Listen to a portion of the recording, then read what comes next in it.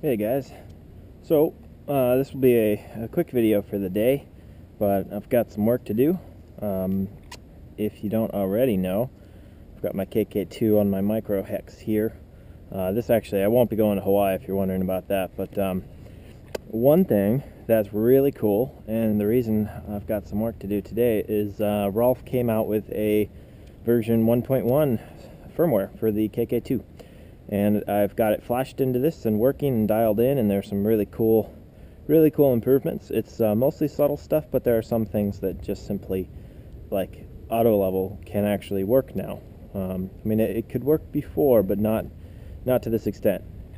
So I've got it flashed in here. Another thing I really like, aside from a few safety features which he's got, is I'm sure you can't see it in this light, but it actually shows your battery voltage in your safe screen. So that's a big deal. I really like that. But I'll show you a little bit of flight footage of this thing hovering around. These ESCs are really surprisingly good because it can take some serious gain increasements without getting too much wobble.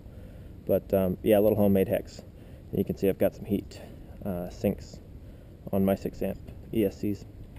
Makes a big difference because I'm actually, I don't know if it's dumb or not, but I'm running it on 3 cell, and it's not overdrawing anything, so it's not too big of a deal. But a little bit of flight footage. I've got a video to make, and it should turn out pretty well pretty soon. So let's see here. I'm gonna do a full video of how to flash. Oh, there we go, a little bit of shimmy in ground effect. Oh yeah, look at that. I kept increasing the gain. This is obviously too much. Let me go in here and dial it back a little.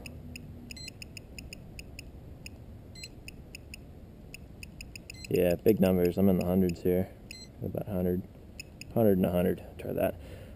But yes, I'm going to do a full video of how to flash the KK2 board, and also what the features are, what the differences are.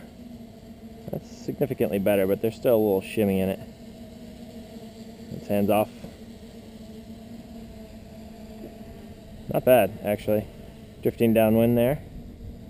And then I'm still trying to dial in the auto level feature, but the one thing that they changed, that Rolf changed so drastically, made a difference, was the fact that you can now adjust the drift angles. So what ended up happening is when you would go into auto level, it would go based on, it would level itself based on the calibration. Now I'm sure if you guys have this board, you've known when you calibrate your board, it's perfectly flat, all your motors are supposed to be perfectly flat, but there's always one thing that's a little bit off. There's always one motor that's a little bit tilted, or something that would cause drift in one direction or another. So almost always you end up having to give it 2 or 3 clicks of trim.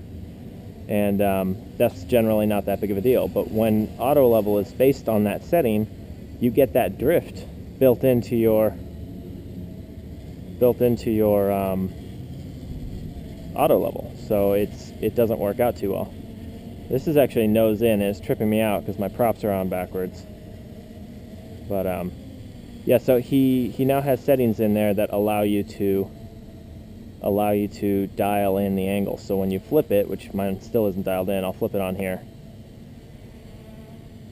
You see it still has a little rearward drift. But what it does is, if I push forward and let go, that pullback wasn't me, that was it leveling itself. He also took out a lot of saturation, oversaturation in the controls. This is auto level on, by the way. The majority of the time I've been flying it was off, but I just flicked it back on. So you can still move it around, and it's nice and stable, and will return to its natural level flight. It still has a little bit of drift, you know, it's not like a GPS lock. But okay, there we go, I'm back off. I still prefer flying it off.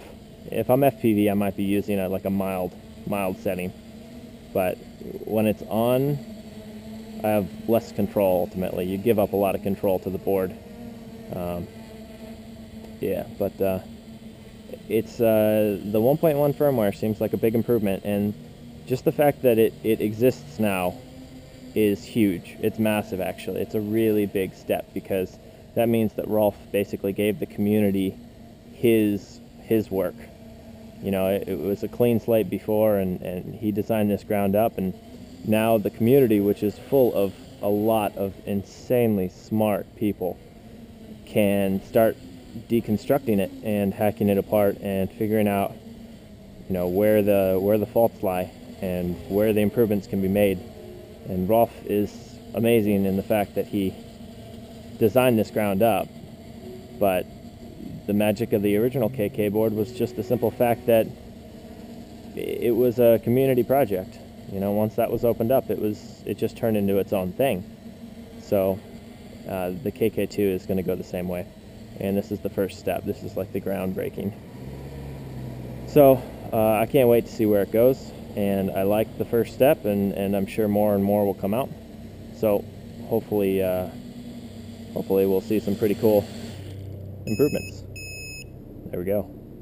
So thanks for watching, guys. I got some work to do. Stay tuned for a installation and feature video, maybe 2 videos actually, on the new firmware, because it's big news and I'm excited.